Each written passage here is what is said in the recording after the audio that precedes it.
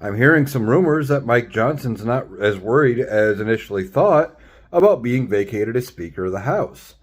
Now, according to these rumors, the reason he's not worried is that there are multiple members of the House Republican caucus that are willing to resign should he be vacated. Now, that's very interesting. As I've talked about in other videos, the House margin is like one vote. They're only like two people, they're only ahead by like two people right now. So if they lose one vote, they can't pass anything. But that gets deeper than this. If a couple more Republicans resign, suddenly they can vote to oust, and the Speaker's gone. Suddenly, they don't have enough people to put a Republican Speaker in place. And the Democrats are in the majority, at least until seats get filled.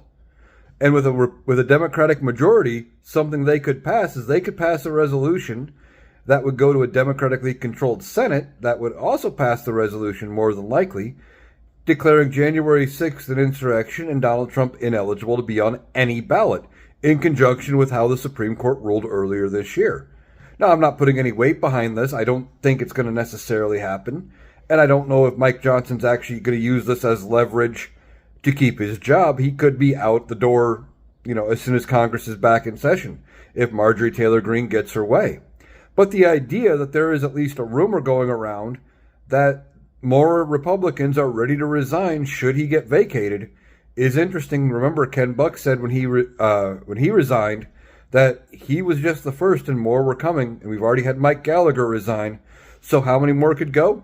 I don't know. There only needs to be 2 or 3, and Democrats have the majority. We have Speaker Hakeem Jeffries, and Democrats have the majority, and they could pass this thing, or they could get a whole bunch of other Democratic priorities passed. So it's going to be an interesting thing to follow. I don't know how much faith to put into it, but it's definitely something to watch for.